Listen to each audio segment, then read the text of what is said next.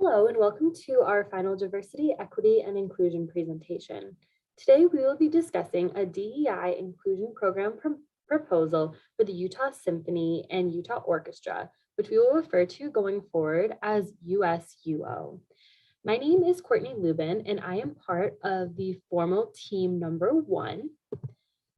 Other members of my team include Rachel, Felicia, Jacob, Ellie, Mercedes, and Pam. As a brief introduction to USUO, we wanted to highlight some key parts of the organization's history. The Utah Symphony was founded in 1940, and on May 8, 1940, the first concert was held. Moving forward to 1947, Maurice Abranevel is named the music director. During his tenure, the orchestra undertook 4 international tours, released over 100 recordings, and developed an extensive music education program. In 1966, international touring became even more popular, and in the years between 1966 and 1977, the Utah Symphony traveled to 16 countries throughout Europe, Great Britain, and Central and South America. Finally, in 1978, the Utah Opera was founded, creating the joint USUO organization that we're working with today. We are proud to see that USUO has a current statement on their commitment to equity, diversity, and inclusion, and it's listed on their website. Although I will not read you this whole statement, it is inspiring to note that the bottom sentence, which states, "We will continue to be mindful of our place of privilege and role in Utah to use the full breadth of our music to bring people together." As many of us know, Utah is not the most diverse state, so the fact that USUO acknowledges this could be seen as a first step in the right direction. Next, we're going to quickly review the current USUO senior leadership team. As we can see on the screen here, 6 out of 7 of their team are men, with only 1 leader being female. It is important to note that the most senior positions, such as president and CEO, COO, CFO, and the music director, are all male roles, with the 1 female role being a VP of development. We understand that 1 female leader is better than none, but we believe this visual highlights an area of opportunity for USUO. Before diving into diversity programs and initiatives within USUO, we wanted to do some external research to see what other well-known programs across the country are doing. We will briefly review the Detroit Symphony Orchestra, the LA Philharmonic, and the Philadelphia Orchestra as part of our secondary research. So beginning with the Detroit Symphony Orchestra, they have an African American Orchestra Fellowship. They inaugurated their first class in 1990 with the purpose of increasing access and enhancing career development for African Americans. Some activities included in this fellowship are the fact that these fellows perform in the orchestra, they participate in mock auditions, and they work closely with coaches and mentors. And some positions held after the fellowship include principal trombone, section violin, principal viola, and principal clarinet. Next, we'll look at the LA Philharmonic, where they have a Judith and Thomas L. Beckman LA Phil resident program. This is open to outstanding string players or percussionists from underrepresented populations with the purpose of excellence-based training with the goal of preparing individuals for spots in major orchestras all over the country. And some of the activities they perform here are the fellows are able to perform in the orchestra for up to 3 years. They focus on artistic development. They have opportunities for tours, mentorship, and audition preparation. And our last example is the Philadelphia Orchestra, where they have an ideas program, which is devoted specifically to diversity and inclusion. Part of this program is they have full support by the CEO and the board chair. So this really shows their leadership and the commitment to diversity. Next, they have diverse programming. In the past year, they had this Woman Now theme, which they would feature women composers, conductors, and guest artists. Next, they work to convene the community through a Here Together program. This was created after the murder of George Floyd, and it was a digital event for the purpose of healing conversations in both words and music, and it actually expanded to a podcast that explores topics of racial and social justice through the lens of orchestral music. And then lastly, they are working on expanding access through closed captioning to their digital performances and then creating large print programs for those in their audiences. So next, we're going to take a look at USUO's current diversity programs and initiatives. So, what was the Utah Symphony's diversity programs and initiatives over the past year? They articulated their commitment to equity, diversity, and inclusion by adding a commitment statement to the website.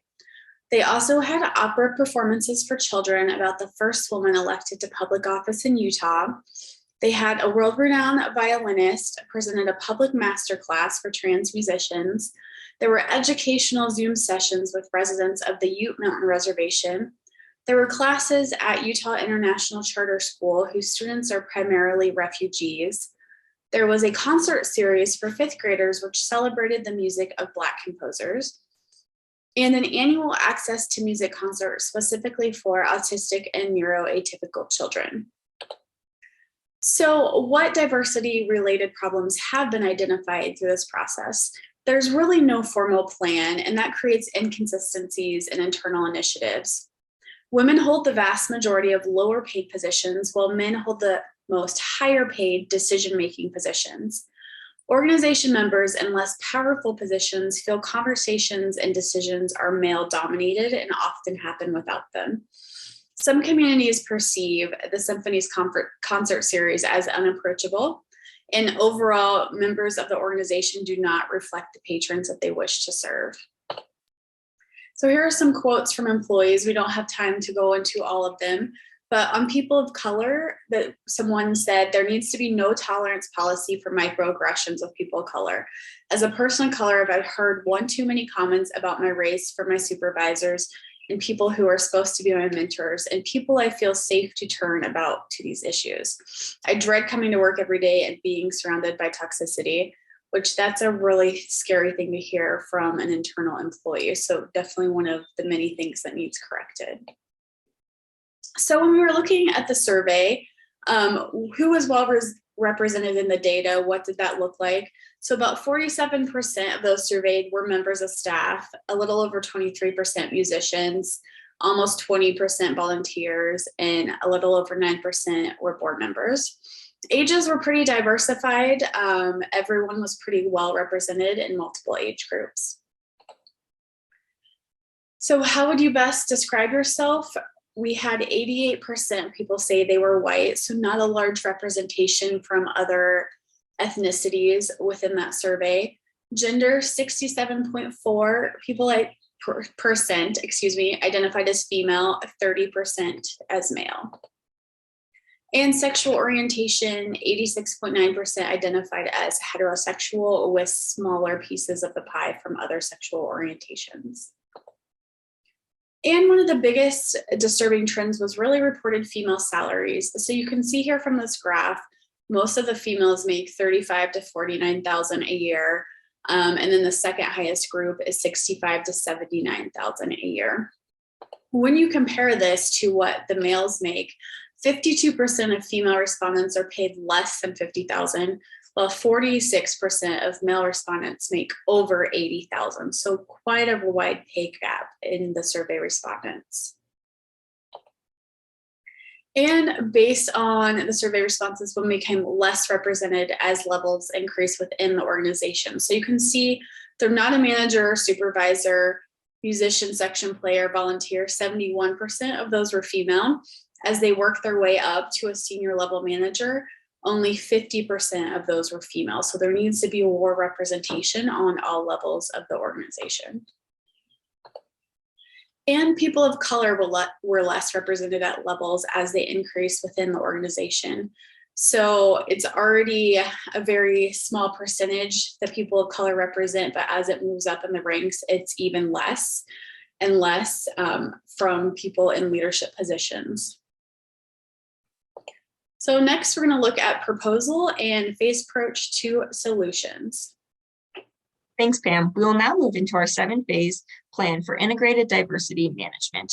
The proposed plan includes the following 7 phases: authentic leadership commitment, clear organizational communication, inclusive recruitment practices, long-term retention strategies, incorporating diversity into the main work of the organization, diversity management metrics, and finally, expansive external relationships.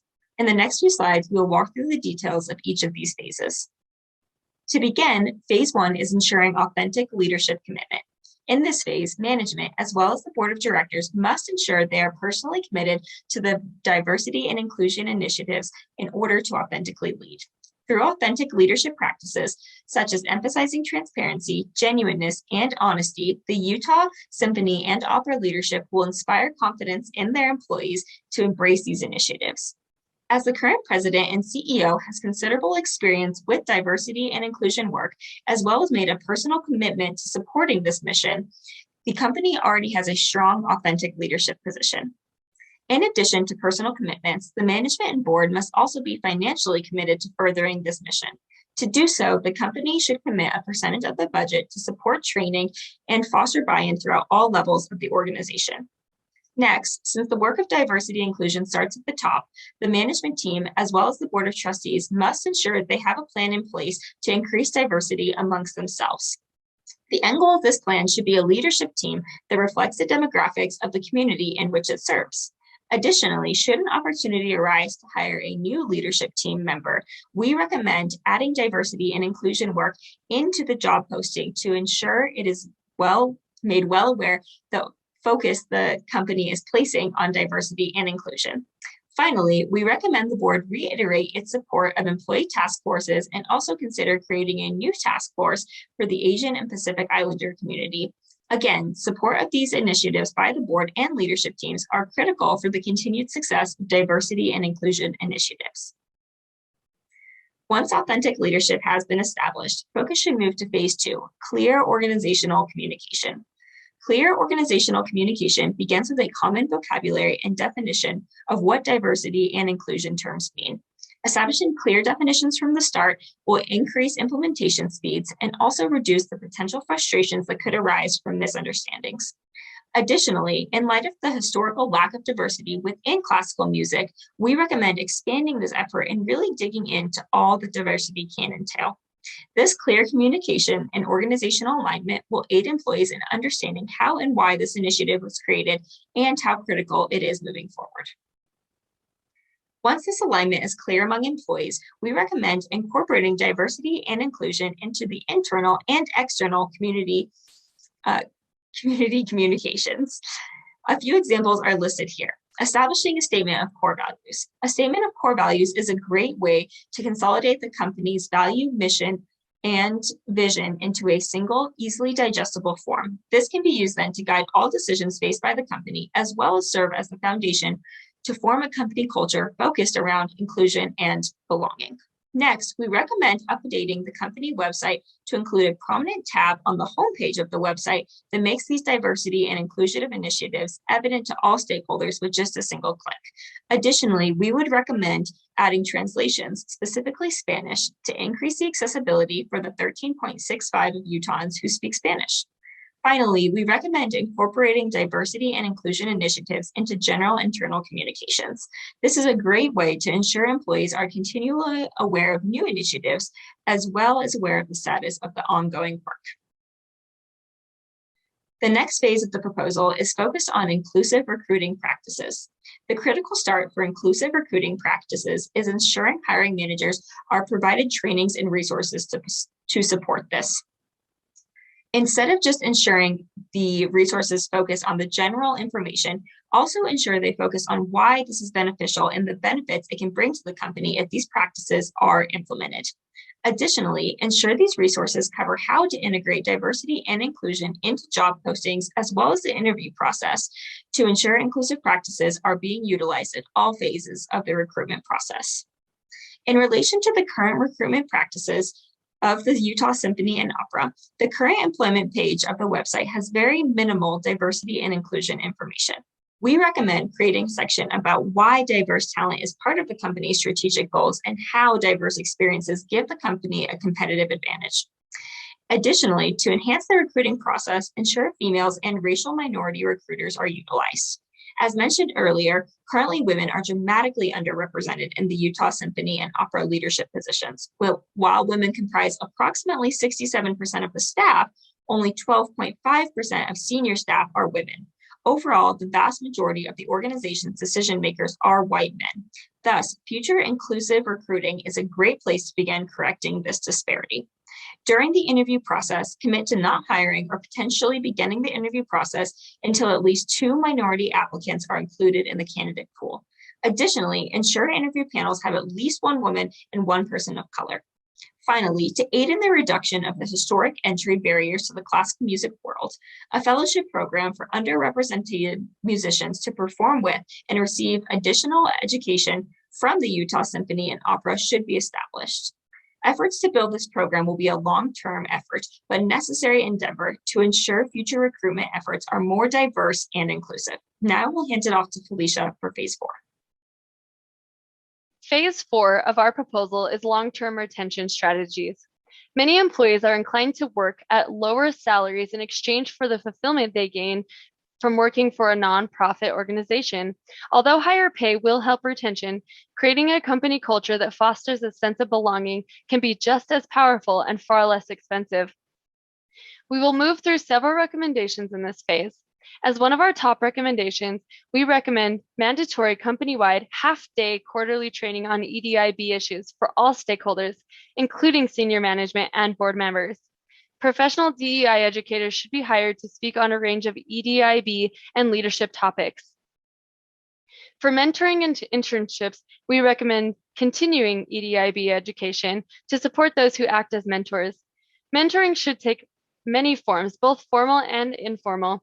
An internship should be expanded for all departments to scout and develop talent early. Mentors tend to seek out mentees who are similar to them. For example, men tend to feel more comfortable mentoring other men. When senior leadership is 88% male, as is the case with USUO, the mentorship themselves can lead to greater promotional opportunities for men. Mentorship pairing should be done intentionally with EDIB goals in the forefront to maintain diversity within the company. Our survey revealed that many employees feel there is not equal pay or equal treatment of women. USUO should consider adopting pay transparency policies, or at least disclosing the rubric by which salary is determined. They should also establish a clear path for employee growth and promotion.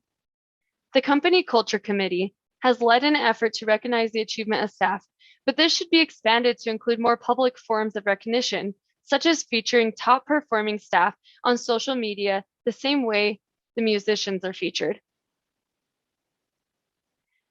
Moving on to age, USUO has strong representation of different generations throughout the departments, but the vast majority of decision makers are over the age of 50.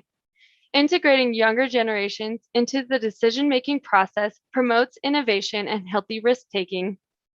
Additionally, compassionate phased retirement options must be created for musicians of older generations.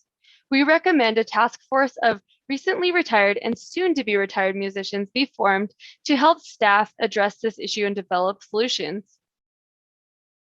To improve gender equality, making maternity and paternity leave equal by replacing them with non-gender-based parental leave and flex time. Remove any stigmas associated with men who take leave and encourage men to take parental leave, so the work of raising children is not disproportionately placed on women. Lastly, in this phase, exit interviews should be conducted to include EDIB questions and should be extended to all employees who are leaving the organization. This information will be used as an opportunity to learn what USUO is doing right and what needs to be worked on. Moving along to phase 5, incorporating diversity into the main work of the organization. Specific initiatives should be taken to create performances that are more approachable and appealing for the Hispanic community and are often overlooked Asian American and Pacific Islander patrons. To accomplish this goal, we recommend looking at the budget, culture, and dress code. Initiatives cannot be fully developed until resources are provided. Seeking out special funding such as grants is important, but USUO cannot delay doing the work of EDIB while waiting to acquire additional resources. Money must be set aside now. With budgets already in place for the current fiscal year, we recommend taking this year to determine what percentage of each department's budget can be devoted to EDIB. While USUO is fortunate to have donors and board members who are among the most powerful and elite in our state, we must also recognize that without proper structure, employees may feel intimidated and avoid engaging in social functions that might help further our mission most. Board appreciation lunches and post-performance receptions can be anxiety-inducing and exhausting, especially for attendees who may not feel they fit in. This anxiety can be reduced by regular, intentional use of icebreaker games or conversational prompts that can help create connections between musicians, staff, and board members. For the last part of Phase 5, we would like the organization to initiate constructive conversation with stakeholders about what types of dress promote approachability for diverse groups while still maintaining the respect of the art form. Phase 6 covers diversity management metrics. Whenever possible, we should measure the cost, effectiveness, and progress of EDIB initiatives. We have listed a suggested framework in the slide. Each initiative should be audited annually to measure success and develop recommendations for future improvements. Additionally, to promote transparency and accountability, an annual diversity report should be published to the website to disclose the diversity statistics of the board, musicians, staff, and volunteers. Last in our proposal is to create expansive external relationships. This can be accomplished through our suppliers, donors, volunteers, and pipeline partnerships, as well as creating inclusive venues. When outsourcing work, we propose intentionally identifying suppliers that are owned by minorities and women, establish clear goals for diversifying our donor base, and engage in active recruitment of Latino and African American volunteers and ushers. Simple efforts can be made to make the plaza and lobby more approachable and inviting to the community. A few ideas include hosting events such as yoga on the plaza or having regularly scheduled food trucks, displaying outdoor sculptures and creating more outdoor seating, and obtaining a liquor license to create a more welcoming feel to the heterogeneous audience we hope to attract. Additionally, collaborating with a private investor and the Salt Lake County to utilize the unused sunken amphitheater space to create a communal gathering place, such as a restaurant or bar.